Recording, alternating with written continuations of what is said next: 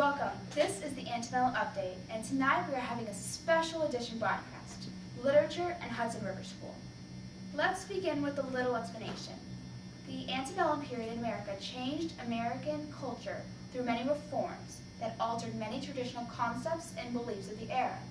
One of the reforms, the one we'll be focusing on today, revolves around literature and art.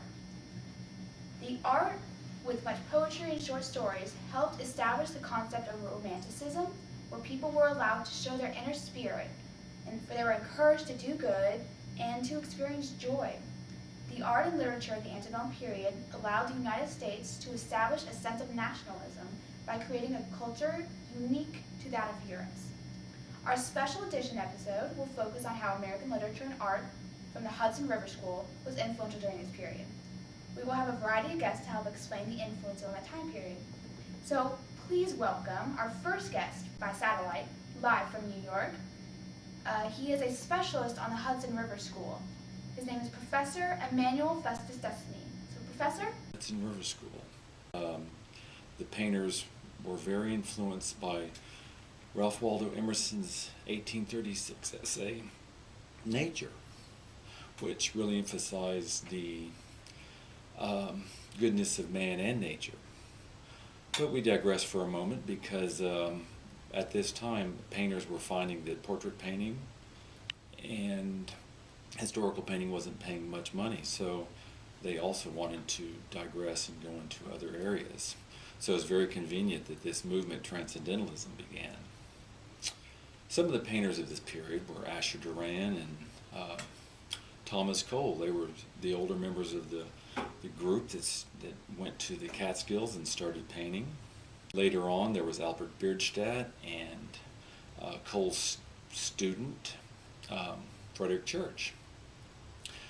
They saw the Hudson River as America's Eden, and they decided they would go there and paint.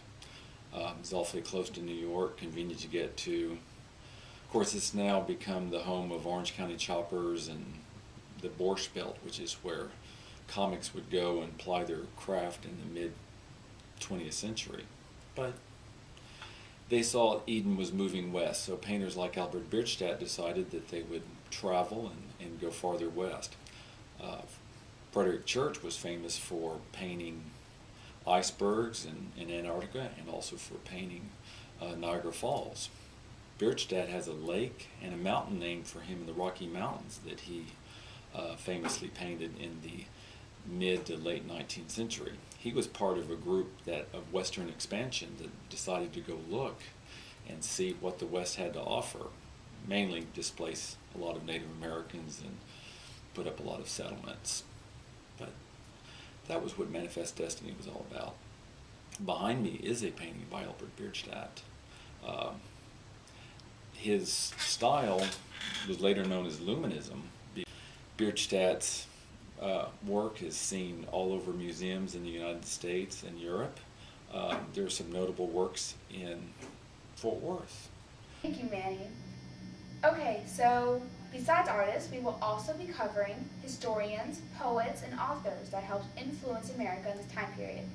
So we have another special guest, a poet we found at Starbucks, drinking their ironic cup of iced chai latte, non-drip, mocha, whatever coffee. Okay. Please welcome Hipster Poet. Hey guys. Hi. So, you were going to read a poem for us by Edgar Allan Poe? Yeah, see, I've been working on my own poem, so I think, if you don't mind, I'm just gonna... I do mind, actually. We need something regarding the antebellum period. But it's so mainstream, and the antebellum reform is mainstream, it's so gross, and I need to do my own thing. So, thanks, but no thanks. Okay, no, read the poem you're supposed to, please. Fine. This poem is called To Helen. Helen, thy beauty is to me like those Nicean barks of yore, that gently o'er a nice perfumed sea to his own native shore. On desperate seas long wont to roam, thy hyacinth hair, thy classic face, thy naiad airs have brought me home.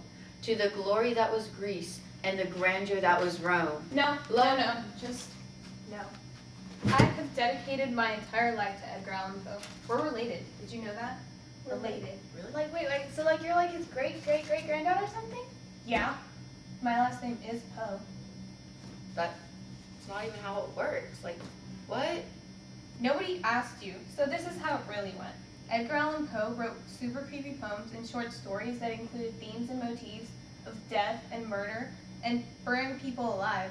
He was a genius but messed up in the head, who used his own terrible experiences and own twisted nightmares as inspirations for his works, which demonstrated his mastery of the Gothic nature. How is he important in regards to the antebellum period?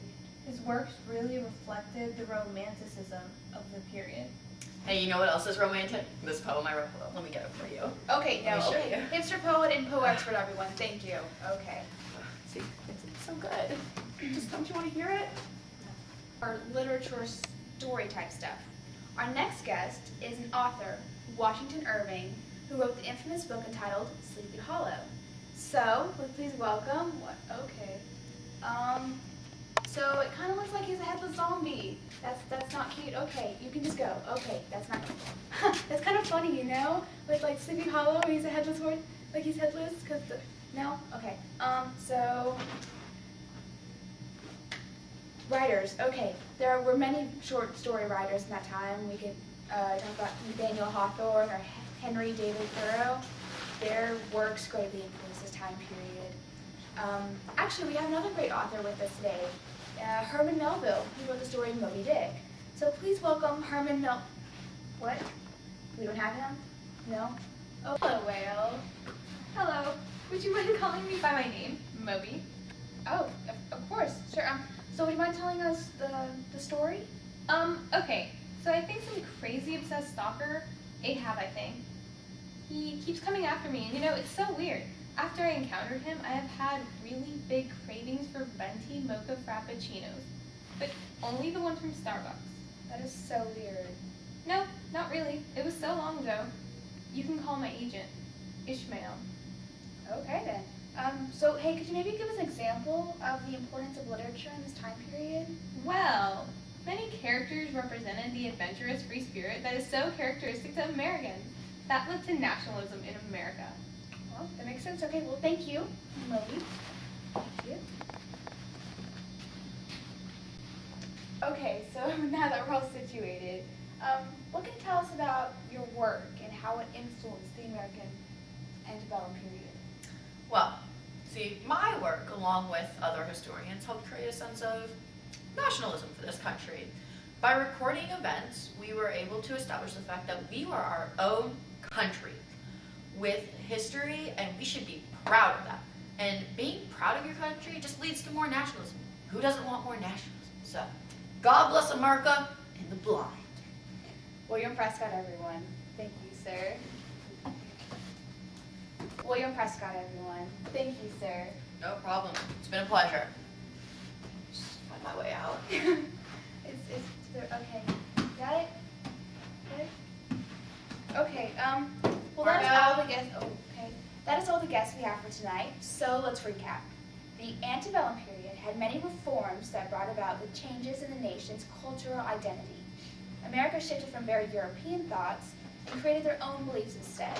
Romanticism, American transcendentalism, and nationalism were all effects from art Marco. and literature from this period. Okay. In regards to art, it started off as portraits, which is very European, and changed more to landscapes. And unlike European landscapes, they didn't focus on cities, they focused on the nature outside, which helped create a sense of nationalism because people were proud of their country and the landscape and the beauty of it. And then after that, they shifted to the Civil War, which had focused on the American people instead, and the soldiers, which also helped create that sense of nationalism. Much literature following the antebellum period also reflected American people during the Civil War. Well, that is all we have for today, so thanks for tuning in, and see you all next time on the Antebellum Update.